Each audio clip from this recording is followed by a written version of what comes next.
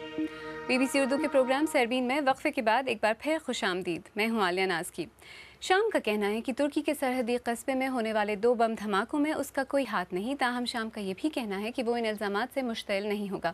ان دھماکوں میں 40 سے زیادہ افراد ہلاک ہوئے تھے. مزید تفصیل کے ساتھ نصرت جہاں. شام میں خانہ جنگی کی آگ اب اس کے ہمسایہ ملک ترکی کے سرحدی علاقوں کو بھی لپیٹ میں لے رہی ہے. ترکی کے قصبے ریحانلہ میں 46 افراد کو دفن کیا گیا ہے، جن میں کچھ شامی پناہ گزین اور زیادہ تر مقامی ترک ہیں. 2 کار بم دھماکوں نے اس قصبے کو ہلا کر رکھ دیا، جس نے سرحد پار کے ہزاروں پناہ گزینوں کو سمیٹ رکھا ہے.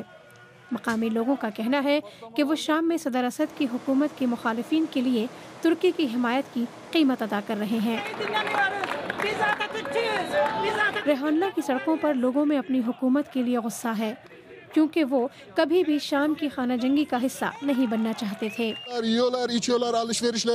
ریحانلہ کے ایک باشندے کا کہنا ہے کہ شامی پناہ گزین یہاں آتے ہیں، رہتے ہیں، یہ ٹھیک ہے، ہمیں نہیں معلوم یہ کس نے کیا، لیکن ان کی موجودگی سے ہماری زندگیوں کو خطرہ ہو رہا ہے.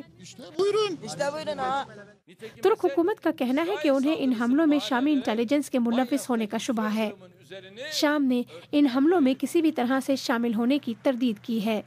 تاہم شام کا کہنا ہے کہ وہ ان الزامات سے مشتعل نہیں ہوگا اور ترکی نے ذمہ داروں کو جلد از جلد پکڑنے کا وعدہ کیا ہے. نصرت جہاں، BBC نیوز. اور اب ایک مختصر نظر دیگر خبروں پر. امریکی صدر اوباما نے برطانوی وزیر اعظم ڈیوڈ کیمرن کے ساتھ ملاقات کے بعد پریس کانفرنس میں کہا ہے کہ دونوں ممالک میں اس بات پر اتفاق ہوا ہے کہ وہ شامی حکومت پر دباؤ بڑھائیں گے اور ایک متعادل اپوزیشن کو مضبوط کریں گے. لیبیا کے شہر بنغازی میں ایک ہسپتال کے باہر ہونے والے کار بم حملے میں 9 افراد ہلاک جبکہ 15 زخمی ہو گئے ہیں. سرکاری اہلکاروں کا کہنا ہے کہ دھماکے سے آس پاس کی عمارتوں کو شدید نقصان پہنچا. بنگلہ دیش کے شہر ڈھاکہ میں گرنے والی عمارت کے ملبے سے زخمیوں کی تلاش کا کام روک دیا گیا ہے. 3 ہفتے قبل پیش آنے والے اس واقعے میں 1000 سے زیادہ افراد ہلاک ہوئے ہیں، جن میں زیادہ تر کپڑے کے کارخانوں میں کام کرتے تھے. اور اب ایک بار پھر سربین کے بڑے موضوع کا ذکر، یعنی پاکستان میں نئی حکومت کو درپیش چیلنجز. مبصرین کے مطابق آج کے پاکستان کو درپیش بڑے چیلنجز میں سیکیورٹی، شدت پسندی اور معیشت کی بحالی شامل ہیں.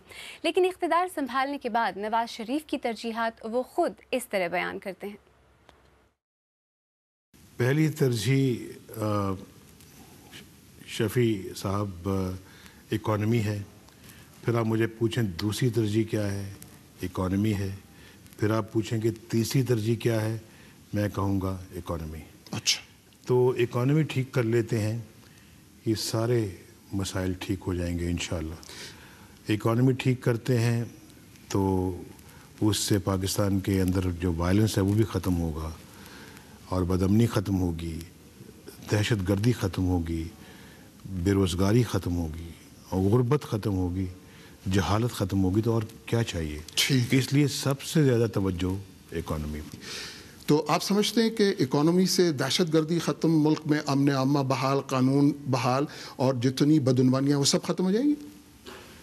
انشاءاللہ ہمیں توجہ بھی دینی پڑے گی، سوشل سیکٹرز پہ توجہ دینی پڑے گی، جس میں ایجوکیشن ہے، جس میں ہیلتھ ہے، اور اس میں ہمیں ریولوشنری کام کرنے کی ضرورت ہے تاکہ سب بچے پڑھیں اور ملک جو ہے نا وہ پڑھے لکھوں کا ملک سمجھا جائے.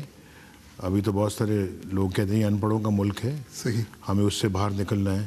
ملک میں لوڈ شیڈنگ کے لیے کچھ بتائیے گا، کیا فارمولہ ہے، کب ختم ہو جائے گی؟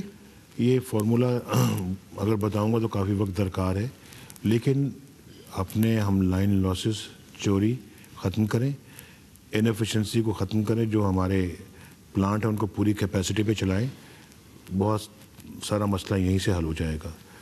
پھر آپ اپنا جو ہے نا شوگر مل سے بگاس جو ہوتی ہے اس سے آپ کافی بجلی پیدا کر سکتے ہیں.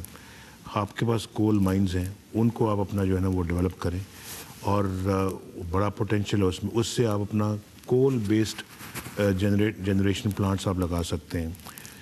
اسی طرح سے اور جب تک اس کو نہیں آپ کرتے، آپ باہر سے کول لیں اور پلانٹ لگائیں پاکستان میں. آپ کی سستی بجلی یہاں پہ پیدا ہوگی.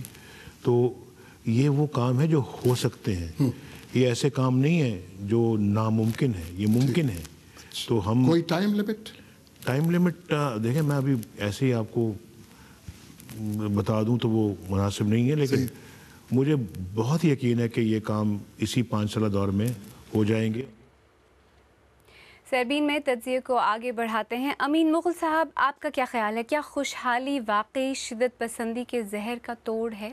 اس میں تو کوئی شک نہیں، لیکن مجھے اس بات پہ شبہ ہے کہ پاکستان میں معاشی بدحالی ہو سکے گی موجودہ صورتحال میں، کیونکہ میں ملک میں بہت بڑے ایک بحران کو بڑھتے ہوئے دیکھ رہا ہوں. آپ نے پختونخوا کا علاقہ وہ دے دیا، حوالے کر دیا طالبان کو. اسی طرح سے آپ کے ہیں جو ریجنلائزیشن کے پروسیس میں کراچی اس وقت کا مسئلہ حل نہیں ہوا، اور اس کے حل ہونے کی مجھے کوئی وہ نہیں سمجھ میں آتی، امید نہیں نظر آتی. بلوچستان اسی طرح سے اس مسئلے میں پھنسا ہوا ہے، اور دہشت گردی اس کے اوپر ہے. اصل میں وزیر اعظم صاحب کو جو 3-4 کشتیوں میں سوار رہے ہیں، اب چند ایک کشتیاں چھوڑنی پڑیں گی، اور ایک کشتی پر سوار ہو کر طے کرنا پڑے گا کہ انہیں اس ملک میں دہشت گردی کے خاتمے کے ذریعے سے اور امن لانے کے ذریعے سے وہ خوشحالی بھی لا سکتے ہیں. جی ڈاکٹر ملیحہ لودھی، جہاں تک ملک میں خوشحالی کی بات جب آتی ہے تو جو فوج ہے ان کے بڑے بڑے کاروبار بھی ہیں. معاشی خوشحالی میں سول سوسائٹی اور فوج کا کیا وہیں کوئی ٹکراؤ ہونے کا خدشہ تو نہیں؟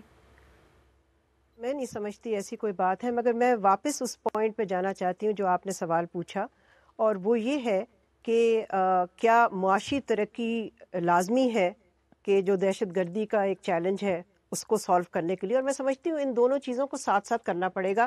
اور جس ایڈوانٹیج سے میاں صاحب اپنی یہ ٹرم شروع کریں گے وہ یہ ہے کہ وہ ان کے پاس ایک واضح اکثریت ہے، اور اس سے ایک سٹیبل گورننس آپ کہہ سکتے ہیں یا گورنمنٹ ان کو ملے گی، اور اس سے وہ اس طرح کے فیصلے کر سکیں گے، میں سمجھتی ہوں، جس کی اس ملک کو شدید ضرورت ہے. اور وہ فیصلے جو ہیں وہ ٹف فیصلے ہیں، مشکل فیصلے ہیں، چاہے وہ معیشت پہ ہوں یا وہ دہشت گردی کو ختم کرنے میں یا ملیٹنٹ گروپس کو ڈس بینڈ کرنے میں ہوں.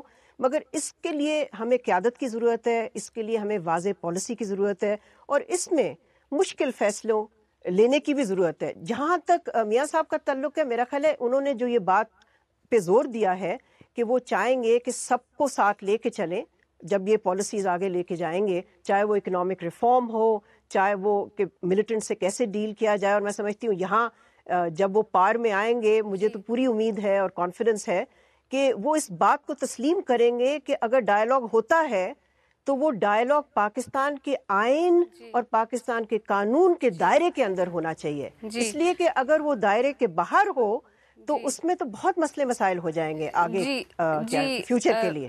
بالکل.